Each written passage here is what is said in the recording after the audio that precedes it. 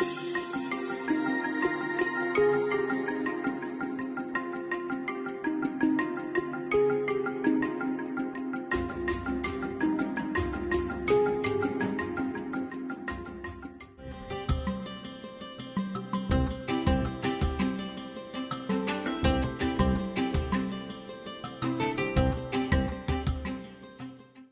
se retrouve dans une situation aujourd'hui au Burkina où dans bien des cas, vous pouvez vous retrouver avec on va dire des producteurs ruraux ou des individus, des citoyens qui détiennent des titres pour lesquels il est difficile de faire une sorte de traçabilité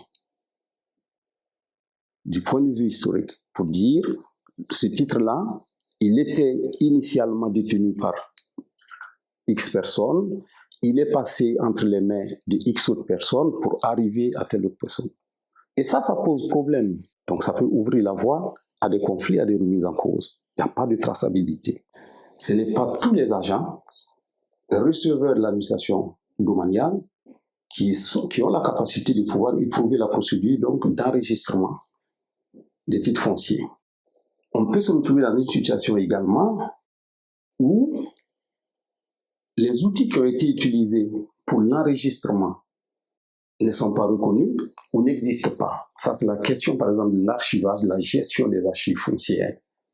Vous retrouverez, par exemple, des situations où le livre foncier, il n'est pas lisible, il n'est pas bien tenu, et où il est tenu de manière, on va dire, assez laxiste. J'utilise ce terme-là exprès, parce qu'il y a une exigence dans la tenue du registre foncier ou du livre foncier qui n'est pas toujours respectée. Ça pose problème.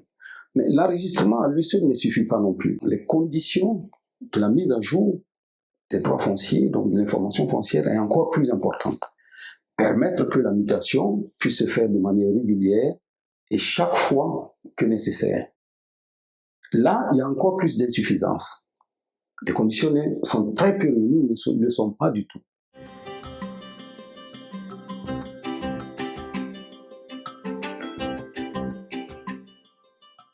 Il y a eu des réflexions qui ont été menées dans ce sens, et notamment dans le contexte du milieu rural. Vous savez que dans le cadre de la mise en œuvre du plan foncier rural, entre autres, les objectifs qui étaient assignés à ce projet-là, c'était effectivement de clarifier les droits qui sont détenus par les tiers et de procéder également à la mise à jour régulière, de mettre en place des outils qui permettent d'assurer une mise à jour régulière des droits qui sont détenus par les uns et les autres, après leur avoir délivré des actes appropriés, correspondant à leur situation. On a tenté de reprendre ça dans le cadre de la loi 034 de 2009 portant régime foncier rural. Mais qu'est-ce qui se passe? De manière très claire. La procédure de première délivrance de l'APFR est claire et ne souffre pas d'ambiguïté en tant que telle, même si on peut considérer qu'à certains moments, il peut y avoir des difficultés. Après, si on analyse historiquement, peut-être qu'ils n'avaient pas perçu très bien les enjeux. D'abord, parce que les procédures même de délivrance de ces actes, ou la capacité à respecter ces procédures de délivrance des actes, questionne. C'est-à-dire qu'il y a un certain nombre d'insuffisances qui émaillent cette procédure de délivrance des actes de premier niveau. Mais une fois que la PFR est détenue par un tiers, selon les dispositions de la loi, de cette loi-là, il y a un certain nombre de procédures qui sont prévues avec un souci de simplification. Donc, une simplification des procédures de mutation des droits fonciers. On a prévu des dispositifs qui permettraient à celui qui détient une APFR de première délivrance de pouvoir donc la céder à titre gratuit ou à titre onéreux à un tiers et que cela puisse faire l'objet d'enregistrement et que par la suite, la mutation puisse se faire de manière régulière chaque fois que le besoin, donc une mise à jour régulière. Mais qu'est-ce qui se passe au constat? Premièrement, on se rend compte que les dispositions telles que prévues, effectivement, font sens lorsqu'on considère simplement le souci de la simplification. Parce que nous sommes en milieu rural, parce que c'est des producteurs ruraux, il faut tenir compte de ceci, cela. Mais seulement, elles ne sont pas applicables. Elles sont difficilement applicables. On ne peut pas muter une APFR qui est un titre de jouissance à part entière. Et le titre de jouissance lui-même, donc, ça concerne des droits réels immobiliers, si vous voulez. Et ça, c'est géré par la loi portant RAF, l'organisation agricole foncière. Pour muter l'APFR, on ne peut que suivre des dispositions qui sont plus contraignantes. Donc, la simplification voulue s'est retrouvée comme étant une sorte de piège. Ça ne veut pas dire que les agents des services fonciers ne le font pas.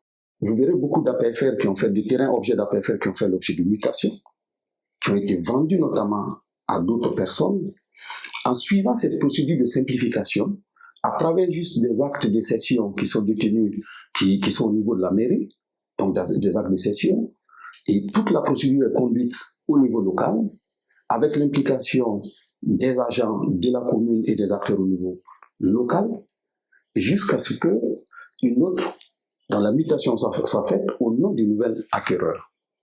Mais cela ne peut pas tenir, si vous voulez, n'est pas valide aux yeux de l'administration domaniale foncière. C'est des enrichissements qui ne sont pas valides.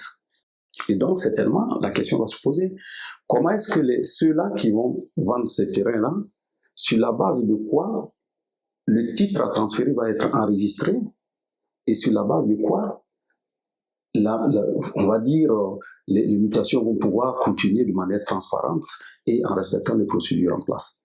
Donc, on est dans une sorte de brouillard.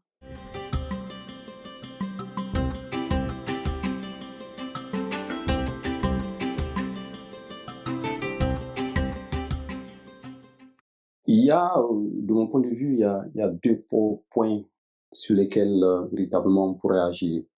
Il y a ce point-là qui peut constituer une réflexion intéressante en disant, et si on unifiait tout, si on mettait en place un seul code foncier, et qui est le seul qui régit à la fois toutes les questions de délivrance d'actes, de mutation, de mise à jour, ainsi de suite. Alors, mais là également, il y a des questionnements. Il y a des questionnements et on peut craindre que, par exemple, l'unification, fondre tout en un seul bloc, pourrait créer des situations où il y a des perdants et des gagnants, et des moins faibles, ou des moins puissants, je dirais, des plus faibles. Mais c'est une piste de réflexion, parce que théoriquement, je dis bien théoriquement, effectivement, ça lève tout au moins la question de la contradiction. On peut penser que cette fusion-là, mettre tout ça en bloc, permettrait d'avoir une certaine organisation, une certaine efficacité dans l'organisation et dans le renforcement des capacités, des compétences qui sont à charge de gérer la question foncière. Mais ça, c'est théorique. C'est théorique. Deuxième condition sur laquelle moi, personnellement, je pense qu'on devrait beaucoup plus ouvrir l'œil et porter attention, c'est d'abord la question effectivement des capacités des acteurs dans la gestion foncière au niveau national. Et par capacité, j'entends trois choses. C'est d'abord que la gestion foncière, de mon point de vue, ne doit pas être considérée comme une simple activité administrative, c'est-à-dire la capacité, c'est d'abord effectivement faire en sorte que les agents qui sont commis à cette tâche-là, quelle que soit l'échelle dans laquelle ils se retrouvent, que ce soit au niveau communal, que ce soit au niveau étatique, que ce soit des agents qui véritablement ont des prérogatives et des attributions qui sont clairement définies, des responsabilités qui sont clairement assumées et des mécanismes de suivi et d'évaluation à la fois des actes, donc des procédures qui sont mises en œuvre, des produits, des actes qui sont issus de ces procédures-là, et ça voudrait dire aussi des mécanismes de sanction. Parce Parce que je crois que dès lors qu'on n'arrivera pas à une situation où effectivement des fautes, un mécanisme est mis en place pour permettre de déceler les insuffisances et les fautes, et donc de sanctionner et d'apporter les corrections nécessaires, quel que soit le mécanisme qu'on mettra en place, ça va être compliqué. Mais pour que les uns et les autres ne tombent pas dans la faute, il faut faire en sorte que véritablement ils soient en capacité de maîtriser les procédures, de les connaître, de les éprouver convenablement, avec tout ce qui leur permet effectivement d'être en situation de pouvoir avec efficacité offrir des services, donc dans le cadre de la délivrance et de la mutation des droits. Ensuite, par capacité, j'entends également tout ce qui est comme logistique, qui entre en ligne de compte dans le cadre de la délivrance des actes et de la mutation des droits et de la maintenance, de la gestion de l'information foncière. Et la logistique, c'est quoi, par exemple? C'est tout ce qui concerne le système d'archivage qui, de mon point de vue, mériterait d'être modernisé. Modernisé au sens de, d'abord, rationaliser, au sens de une meilleure appropriation des archives, de la production des archives, de leur conservation et de leur utilisation. Moderniser également au sens d'une capacité à les conserver de manière plus durable. La question des archives foncières, moi je pense que c'est un nœud, c'est une question nœudale. Si on veut arriver à une situation où d'abord la question de l'inscription, donc l'enregistrement des droits est maîtrisée, il faut résoudre la question effectivement des archivages. Donc des droits fonciers qui sont enregistrés doivent pouvoir être retrouvés, doivent pouvoir être suivis, doivent pouvoir être effectivement mis à disposition chaque fois que le besoin. La question de l'archivage, au-delà de la question de l'archivage, par logistique, j'entends également tout ce qui permet aujourd'hui d'aller peut-être vers la dématérialisation.